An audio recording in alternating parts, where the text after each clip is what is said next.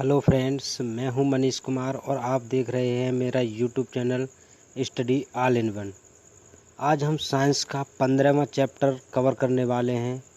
पाठ का नाम है हमारा पर्यावरण। चलिए इसको कंप्लीट करते हैं। वीडियो अच्छी लगे तो लाइक करना, सब्सक्राइब करना। अगर कोई भी गलती हो, क्वेरी हो तो कमेंट में ज़रूर बताना। चलिए फ्रेंड्स स्टार्ट करते हैं। इसमें पहले दे रखा है प्रदूषण क्या है, इसके विभिन्न प्रकारों के नाम लिखिए। यानी हमें बताना है प्रदूषण क्या है और इसके विभिन्न प्रकार क्या क्या हैं। चलिए देखते हैं। हमारे प्राकृतिक संसाधनों यानी जो हमारे प्राकृतिक संसाधन हैं, जैसे वायु, जल, मृदा आदि के भौतिक, रासायनिक एवं जैविक गुणों में होने वाला कोई बदलाव, अवांछनीय बदलाव प्रदूषण कहलाता है। यानी जो हमारे संसाधन हैं जैसे वायु, जल, मृदा, इन सब में अगर कोई भौतिक या फिर रासायनिक या फिर जैविक गुणों में कोई बदलाव होता है तो उसी को हम कहते हैं प्रदूषण। ओके फ्रेंड्स, इसके विभिन्न प्रकार हैं जैसे ये दे रखे हैं।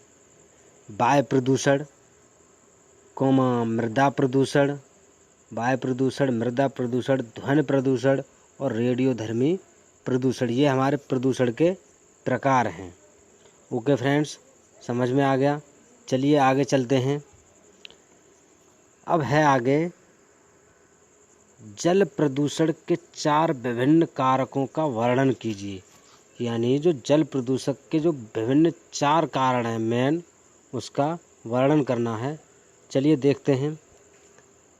जल के भौतिक एवं रासायनिक एवं जैविक गुणों में होने वाले परिवर्तन जो मानव जीवन तथा अन्य जीवधारियों पर प्रतिकूल प्रभाव डालते हैं। यानी जो हमारे भौतिक एवं रासायनिक एवं जैविक गुणों पर जो प्रभाव पड़ता है, उससे मानव जीवन और अन्य जीवधारी क्या होते हैं, प्रभावित होते हैं, उन पर प्रतिकूल प्रभाव पड़ते हैं। उसी को हम कहते हैं जल प्रदूषण। समझ में आ गया फ्रेंड्स। आगे, जल मुख्यतः निम्न प्रदूषकों से प्रदूषित होता है। कौन कौन से प्रदूषक के कारण हैं? नंबर 1, घरेलू अपमार्जक। ये क्या है? घर में कपड़े, बर्तन एवं फर्श साफ करने हेतु उपयोग किए जाने वाले पदार्थ को घरेलू अपमार्जक कहते हैं। यानी हम घरों में बर्तन साफ करते हैं, फर्श को साफ करते हैं, अन्य भी कार्य करते हैं घरों में, उससे जो पानी दूषित होता है उसी को कहते हैं घरेलू अपमार्जक कहते हैं। ये अपशिष्ट पदार्थों के साथ साथ में निष्कासित होते हैं जो नदी और तालाब में पहुंचते हैं। और जो हमारे घरों में से गंदा पानी, फर्श का धुला हुआ और कपड़े धुले हुए जो पानी निकलता है वो कहाँ पर पहुंचता है? नदी और तालाब में पहुंचता है और उनको दूषित करता है। आगे है सेकंड नंबर, बाहित मल। ये क्या होता है? बाहित मल मानव मलमूत्र की अधिकता का अपशिष्ट जल बाहित मल कहलाता है।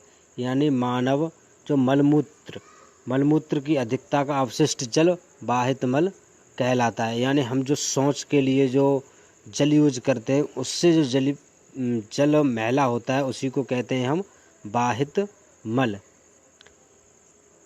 इसमें अनेक प्रकार से रोगजनक व कार्बनिक पदार्थ पाए जाते हैं। इसमें अनेक रोगजनक और कार्बनिक पदार्थ पाए जाते हैं। इससे बहुत सारे रोग भी होते हैं। इसको उपचार के पश्चात ही नदियों में प्रभावित करते हैं। इसके फलस्वरूप नदी में जल में O2 की मात्रा कम हो जाती है और प्रदूषित जल की BOD अधिक होती है। सड़ान के कारण दुर्गंध उत्पन्न हो जाती है। नदियों में प्रभावित करने से इसके फलस्वरूप नदियों में क्या कम हो जाती है? O2 की कमी हो जाती है और प्रदूषित जल की BOD बढ़ जाती है, BOD अधिक हो जाती है। सड़ान के कारण दुर्गंध भी आने लगती है और इसमें क्या आने लगती है? दुर्गंध। तीसरा है औद्योगिक अपशिष्ट पदार्थ। यानी उद्योगों में अपशिष्ट पदार्थों से जल भी दूषित होता है। कारखानों में पारा, सीसा, अम्ल तथा क्षार आदि अन्य हानिकारक रासायनिक निष्कासित होते हैं। यानी हमारे जो फैक्ट्री होती हैं, बड़े बड़े कारखाने होते हैं, उसमें पारा, सीसा, अम्ल, क्षार आदि अन्य हानिकारक पदार्थ निकलते हैं इसमें से, जो नदी समुद्र आदि में डाल दिए जाते हैं, जिससे जलीय प्रदूषण होता है और ये नदी में सीधे प्रभावित कर दिए जाते हैं, जिससे हमारा जल प्रभावित हो जाता है। आगे लास्ट नंबर है कृत्रिम रसायन, जैव उर्वरक व पीड़क नाशक। कृत्रिम रसायन जैसे उर्वरक व कीटनाशक, यानी जो हम खेतों में यूज करते हैं, जैसे जब फिनाइल, डीडीटी, मैक्सीन, क्लोरीन, गंधक चूर्ण आदि का स्प्रे पदार्थों पर किया जाता है, यानी जो हम अपनी फसलों में दवा लगाते हैं पदार्थों पर, जो पादपों पर किया जाता है, तो इससे वायु को मृदा तथा जल का प्रदूषण होता है और इससे हमारी वायु भी प्रदूषित होती है, जल भी प्रदूषित होता है और हमारी मिट्टी भी प्रदूषित होती है। उर्वरक जैसे नाइट्रेट, फास्फेट जल में सुपोषीकरण हेतु उत्तरदायी होते हैं और ये हमारे उर्वरक जैसे नाइट्रोजन और फास्फेट मिले होते हैं, वो हमारे जल को क्या करते हैं, बहुत ही हानिकारक, यानी उसको बहुत ही हानि पहुंचाते हैं, जिससे जल प्रदूषित हो जाता है। आगे दे रखा है इसके साथ ही अक्सर मनुष्य के अधजले शरीर को जल में बहा दिया जाता है, यानी जो मनुष्य को जलाते हैं और उसका नहीं जला तो उसको क्या कर देते हैं, जल में ही बहा देते हैं। इससे जल प्रदूषित होता है। आगे दूषित जल का प्रयोग करने से पशुओं को बीमार होने की संभावना बनी रहती है और उसी जल का सेवन पशु करते हैं और पशु क्या हो जाते हैं, बीमार हो जाते हैं। चलिए फ्रेंड्स आगे चलते हैं, ये क्वेश्चन हो गया।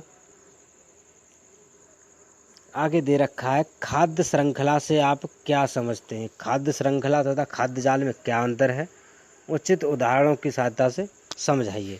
चलिए खाद्य श्रृंखला और या खाद्य जाल क्या होता है। यह है जीवों के भोजन या खाद्य संबंधों को दर्शाने वाली ऐसी श्रृंखला जो भक्षक और उनका आहार बने जीवों को प्रदर्शित करती है, खाद्य श्रृंखला कहलाती है। सीधे सीधे शब्दों में जीवों के भोजन संबंधी और जीवों के भोजन को दर्शाने वाले, ये जीव इस चीज़ को खा रहा है और ये जीव इस चीज़ को खा रहा है, ऐसे जो श्रृंखला दर्शाई है एक दूसरे के खाने की श्रृंखला को आहार श्रृंखला या खाद्य श्रृंखला कहते हैं। समझ में आ गया। जैसे हरे पौधे कौन खाता है, कीट खाते हैं, कीट को कौन खाता है, मेढक खाता है, मेढक को कौन खाता है, बाज खाता है। ये इसी क्रम में होता है। ओके फ्रेंड्स, ये है हमारी आहार श्रृंखला। एक जीव द्वारा दूसरे जीव को खाने की प्रक्रिया को क्या कहते हैं, खाद्य श्रृंखला या आहार श्रृंखला। चलिए फ्रेंड्स आगे देखते हैं। आहार श्रृंखला का प्रत्येक पद या चरणपोषी स्तर कहलाता है। आहार श्रृंखला का प्रत्येक पद चरणपोषी या स्तर कहलाता है, प्रत्येक स्तर कहलाता है। हरे पौधे खाद्य श्रृंखला का प्रथम पोषी स्तर होता है, यानी ये कौन सा है हमारा प्रथम पोषी, ये द्वितीय पोषी, ये तृतीय पोषी और ये चतुर्थ पोषी। ओके फ्रेंड्स, जिस जिस क्रम में आगे बढ़ते जाते हैं उनका पोषी क्रम बढ़ता जाता है। इसमें दे रखा है हरे पौधे खाद्य श्रृंखला का प्रथम पोषी स्तर, शाकाहारी जंतु द्वितीय पोषी स्तर और ये मांसाहारी जंतु तृतीय पोषी स्तर और चतुर्थ पोषी स्तर बनाते हैं। ओके फ्रेंड्स, मांसाहारी चतुर्थ और तृतीय स्तर बनाते हैं। अतः खाद्य श्रृंखला को स्थानांतरित को प्रदर्शित करने के विभिन्न पोषी स्तरों को जीवों का अंतर संबंधित रैखिक क्रम एवं खाद्य श्रृंखला कहते हैं। जैसे घास कौन खाता है, बकरी खाती है, बकरी को कौन खाता है, मनुष्य खाता है। ये भी इसी खाद्य श्रृंखला का उदाहरण है। ओके फ्रेंड्स, इसमें दे रखा है इसमें ऊर्जा का स्थानांतरण एक दिशी होता है। इसमें ऊर्जा जो होती है वो एक दिशा में जाती है, इधर से इधर, इधर से इधर, इधर से इधर। ऐसा नहीं है कि यहाँ से चली तो फिर यहाँ के लिए चलेगी, नहीं, इधर से इधर, इधर से इधर, इधर से इधर, इधर से इधर, एक क्रम में चलती है। ओके फ्रेंड्स आगे देखिए। खाद्य श्रृंखलाओं में हमें पारिस्थितिक तंत्र के जैविक घटकों की जानकारी प्राप्त होती है। ओके फ्रेंड्स, जैविक घटकों की जानकारी प्राप्त होती है। किसी खाद्य श्रृंखला में सामान्यतः 3 या 4 पोषी स्तर हुई होते हैं, 3 या फिर 4 ही स्तर होते हैं, बस ज़्यादा नहीं होते हैं इसमें। ओके फ्रेंड्स, 3 या 4 ही स्तर होते हैं। सामान्यतः जीवों की संख्या उच्च पोषी स्तरों से कम होती है। ओके फ्रेंड्स, सामान्यतः जीवों की संख्या उच्च पोषी स्तरों से कम होती है। अब है आहार जाल या खाद्य जाल। प्रकृति में खाद्य श्रृंखला एक सीधी कड़ी के रूप में नहीं होती है। एक पारिस्थितिक तंत्र की सभी खाद्य श्रृंखलाएं कहीं न कहीं आपस में संबंधित होती हैं। ये एक दूसरे से आपस में कहीं न कहीं संबंधित होती हैं। अर्थात एक खाद्य श्रृंखला के जीवधारियों का संबंध दूसरी खाद्य श्रृंखला के जीवधारियों से होता है। ये भी सही बात है। एक खाद्य श्रृंखलाधारी का संबंध दूसरी खाद्य श्रृंखलाधारी से होता है। इस प्रकार अनेक खाद्य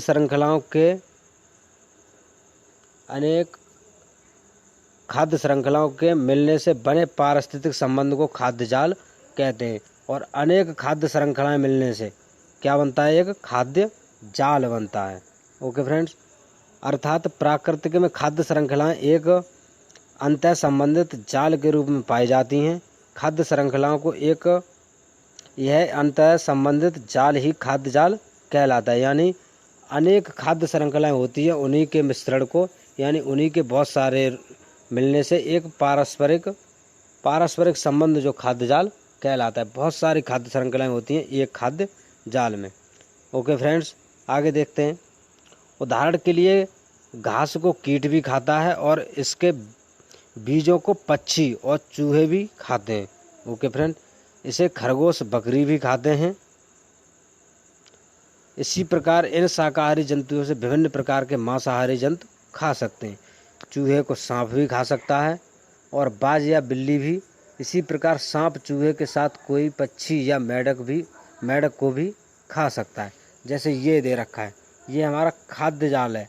खाद्य जाल देखो, घास को कीट भी खा सकता है, घास को चूहा भी खा सकता है, घास को पक्षी भी खा सकता है और घास को खरगोश भी खा सकता है। ओके फ्रेंड्स, अब देखो, कीट को मेढक खा सकता है, चूहे को सांप भी खा सकता है और चूहे को बाज भी खा सकता है। ये देखो,